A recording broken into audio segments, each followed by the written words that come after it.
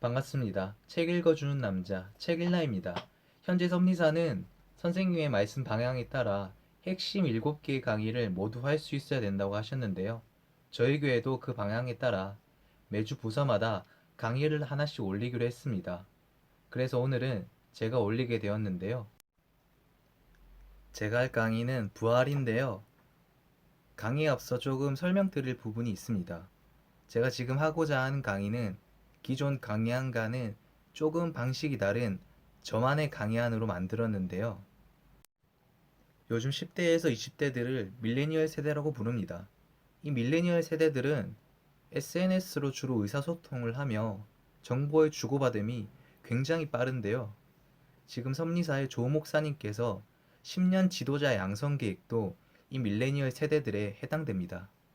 저의 경험과 여러 가지 연구를 통하여 이 세대에게 맞는 하나님의 메시지를 던질 것입니다. 오늘 강의는 부활입니다. 다른 주제로는 당신이 변하지 못하는 진짜 이유입니다. 무심코 들었던 한마디가 인생을 변화시키기도 합니다. 의도치 않은 경험에서 큰 변화가 일어나기도 합니다. 오늘 의도치 않고 무심코 들었던 이 이야기를 통해서 변화가 일어나면 좋겠습니다. 쥐가 한 마리 있다고 가정해 보겠습니다. 그런데 이 쥐가 쥐약을 먹고 배가 너무 아파서 떼굴떼굴 굴러서 쓰러졌습니다.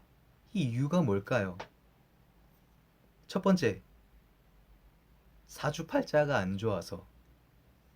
두 번째, 신을 믿지 않아서 벌을 받은 것이다. 세 번째, 쥐가 쥐약을 먹으면 죽는 것을 알지 못하였기 때문이다. 네, 맞습니다. 정답은 3번입니다. 사람이 고통을 받는 이유가 무지로 인해서 옵니다. 일상생활에서도 빈번치 않게 일어나는데요.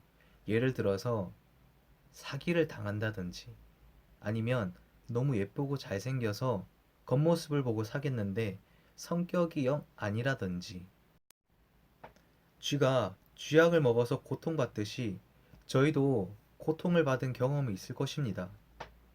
저희는 그 누구도 빠지지 않고 지식과 정보를 추구하기를 원합니다.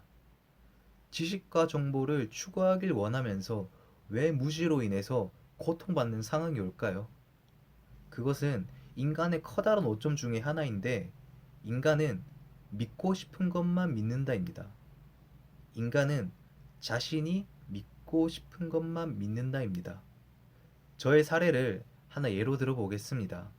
저는 한 대학교의 동아리를 운영했었는데요. 그때 저와 같이 동아리를 같이 운영하던 친구가 있었는데 그 친구는 친구를 굉장히 좋아했습니다. 술자리나 어떤 모임이 있으면 절대 빠지려고 하지 않았죠. 친구들이 인생의 굉장히 중요한 요소라고 생각했습니다.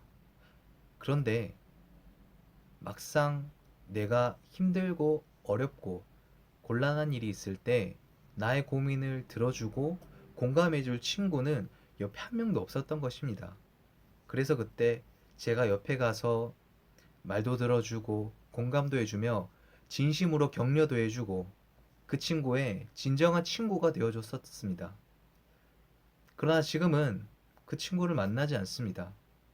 왜냐면 그 친구는 친구들 사이에서 자기가 주목받는 것이 좋았고 자신이 돋보이는 것을 원했습니다. 그로 인해 고민거리가 생기더라도 말이죠. 변하지 않고 지금 있는 그 모습대로 사는 것이 편하기 때문입니다. 변화하기 위해선 자신이 지금까지 살아왔던 것들을 부정해야 되는데 이것은 결코 쉬운 일이 아닙니다. 변화는 죽음과도 같죠. 지금의 나를 버리고 새로운 나로 다시 태어난다. 변화란 그런 것이고, 변화란 죽음, 그리고 부활과도 같습니다.